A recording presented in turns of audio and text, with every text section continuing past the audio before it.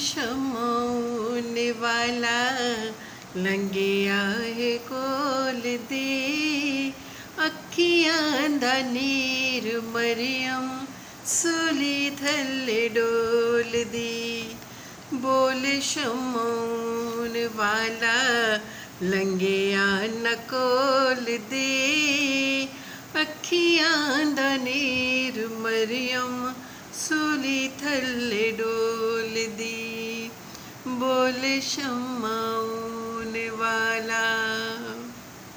ਯਿਸੂ ਨੇ ਸਲੀਬ ਉੱਤੇ ਪਾਣੀ ਘੁੱਟ ਮੰਗਿਆ, ਮਾਂ ਦੇ ਕਲੇਜੇ ਵਿੱਚੋਂ ਤੀਰ ਹੋ ਕੇ ਲੰਘਿਆ। ਯਿਸੂ ਨੇ ਸਲੀਬ ਉੱਤੇ ਪਾਣੀ ਘੁੱਟ ਮੰਗਿਆ, ਮਾਂ ਦੇ ਕਲੇਜੇ ਵਿੱਚੋਂ ਤੀਰ ਹੋ ਕੇ ਲੰਘਿਆ। ਚੱਲਦੀ ਨਾ ਪੇਸ਼ ਕੋਈ ਵਿਥਾਂ ਪਈ ਢੋਲਦੀ, ਅੱਖੀਆਂ ਦਾ ਨੀਰ ਮਰੀਮ ਸੂਲੀ ਥੱਲੇ ਡੋਲਦੀ।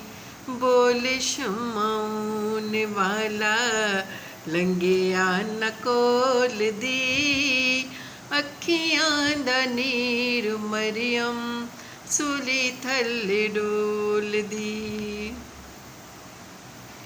ਵਸਦੀ ਨਾ ਗੱਲ ਰਹੀ ਯਿਸੂ ਨੂੰ ਛੁਡਾਉਣ ਦੀ, ਵੰਡੇ ਕਿਵੇਂ ਪੀੜ ਗੱਲ ਰਹੀ ਨਾ ਸੁਣਨ ਦੀ।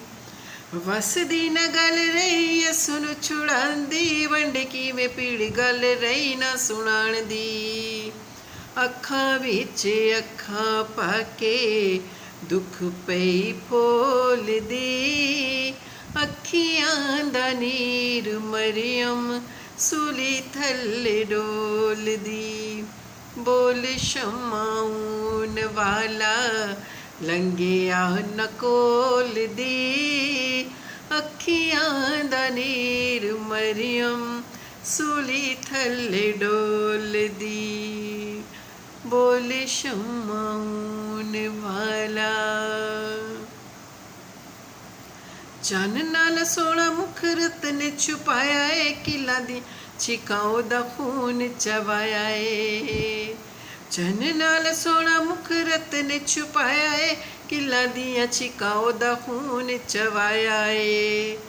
ਰਤ ਦੇ ਬਗੈਰ ਜਾਨ ਪੱਖੇ ਵਾਂਗ ਡੋਲਦੀ, ਰਤ ਤੋਂ ਬਗੈਰ ਜਾਨ ਪੱਖੇ ਵਾਂਗੂ ਡੋਲਦੀ, ਅੱਖੀਆਂ ਦਾ ਨੀਰ ਮਰੀਮ ਸੂਲੀ ਥੱਲੇ ਡੋਲਦੀ। ਬੋਲ ਸ਼ਮਾਉਣ ਵਾਲਾ ਲੰਘਿਆ ਨਾ ਕੋਲ ਦੀ, ਅੱਖੀਆਂ ਦਾ ਨੀਰ ਮਰੀਮ ਸੂਲੀ ਥੱਲੇ ਡੋਲਦੀ। ਬੋਲ ਸ਼ਮਾਉਣ ਵਾਲਾ। ਗੋਦੀ ਵਿੱਚ ਲਾਸ਼ ਪਾ ਕੇ ਵਾਲਾਂ ਨੂੰ ਸੰਵਾਰਦੀ, ਹੌਲੀ ਹੌਲੀ ਕੰਡਿਆਂ ਦੇ ਤਾਜ ਨੂੰ ਉਤਾਰਦੀ। ਗੋਦੀ ਵਿੱਚ ਲਾਸ਼ ਪਾ ਕੇ ਵਾਲਾਂ ਨੂੰ ਸੰਵਾਰਦੀ, ਹੌਲੀ ਹੌਲੀ ਕੰਡਿਆਂ ਦੇ ਤਾਜ ਨੂੰ ਉਤਾਰਦੀ। ਹੱਕ ਦੀ ਧੜਕੜੀ ਤੇ ਪਿਆਰ ਪਈ ਫੋਲਦੀ, ਅੱਖੀਆਂ ਦਾ ਨੀਰ ਮਰੀਮ ਸੂਲੀ ਥੱਲੇ ਡੋਲਦੀ। ਬੋਲ ਸ਼ਮਾਉਣ ਵਾਲਾ ਲੰਘਿਆ ਨਾ ਕੋਲ ਦੀ, ਅੱਖੀਆਂ ਦਾ ਨੀਰ ਮਰੀਮ ਸੂਲੀ ਥੱਲੇ ਡੋਲਦੀ। ਸਭ ਕੁਛ ਪੂਰਾ ਹੋਇਆ ਯਿਸੂ ਨੇ ਪੁਕਾਰਿਆ, ਬਾਪ ਨੂੰ ਚੜਾਵਾ ਜਦੋਂ ਜਾਨ ਦਾ ਗੁਜ਼ਾਰਿਆ। ਸਭ ਕੁਛ ਪੂਰਾ ਹੋਇਆ ਯਿਸੂ ਨੇ ਪੁਕਾਰਿਆ, ਬਾਪ ਨੂੰ ਚੜਾਵਾ ਜਦੋਂ ਜਾਨ ਦਾ ਗੁਜ਼ਾਰਿਆ। ਮਰੀਮ ਬੇਹੋਸ਼ ਹੋਈ, ਮੂੰਹੋਂ ਕੁਝ ਨਾ ਬੋਲਦੀ, ਅੱਖੀਆਂ ਦਾ ਨੀਰ ਮਰੀਮ ਸੂਲੀ ਥੱਲੇ ਡੋਲਦੀ।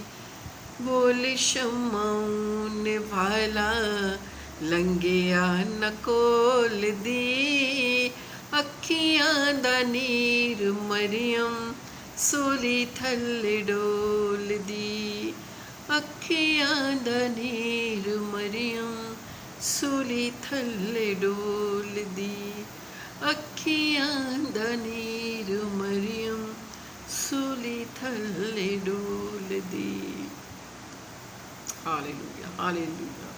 खुदा तेरा शुक्र हो, तेरी तारीफ हो, तेरी तमजीद कि तेरे बेटे ने हमारे गुनाहों का कफ़ारा दिया। हमारे गुनाहों की खातिर उसने अपनी जान को कोहे कलवरी पर बहा दिया। एक माँ होने की हैसियत से अगर मेरे बेटे को कोई तकलीफ़ हो तो मैं बर्दाश्त कभी ना करूँगी, लेकिन मेरे यस्सु की माँ ने वो सब तकलीफ़ें सही जब उसके सामने उसके बेटे को सिवली पे चढ़ाया गया। जब उसने पानी मांगा तो उसे सिरका पिलाया गया।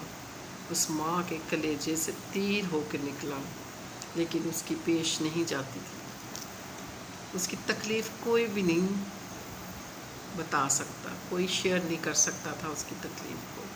इतना खूबसूरत हमारे यस्सु का चेहरा खून से छुपा था, और जो कील थे जहाँ लगे हाथों पाँव में, वहाँ से खून बह निकला।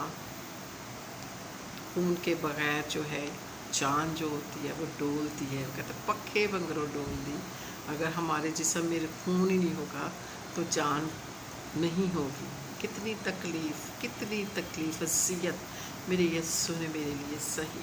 हालेलुया।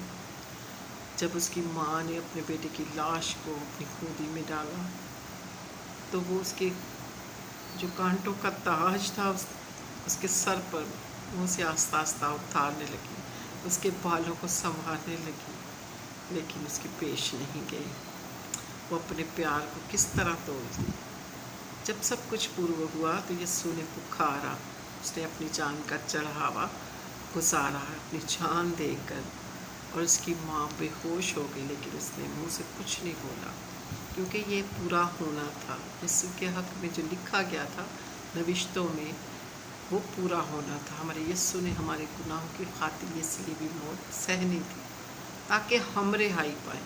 हमें चाहिए कि हम अपने यस्सु का कफ़ारा ज़ाया ना होने दें, उसके लहू को, उसके रक्त को ज़ाया होने ना दें, बल्कि उसे पुकारे हैं, मेरे यस्सु मैं तौबा करता हूँ, मैं तौबा करती हूँ इन गुनाहों से जो तुझे नापसंद है। हम अपने आप को अपने खुदा यस्सु के हवाला करें, उसके लहू में छुपाएं। सारी बीमारियां, सारी तकलीफ़ें जाती रहें अगर हम अपने यस्सु के बताए हुए रास्ते पे चलेंगे। सबसे बड़ा हुक्म, एक अमीर आदमी ने पूछा कि सबसे बड़ा हुक्म कौन सा? उसने कहा है अपने सारे माल, अपनी सारी दौलत से, अपने सारे अमाल से सब कुछ छोड़ दे और अपने खुदावंद से मोहब्बत रख, अपने पड़ोसी से मोहब्बत रख। तो हमें अपने पड़ोसी से मोहब्बत रख। Hallelujah hallelujah. अपने बहन भाइयों से मोहब्बत। Hallelujah. Praise the Lord. God bless you.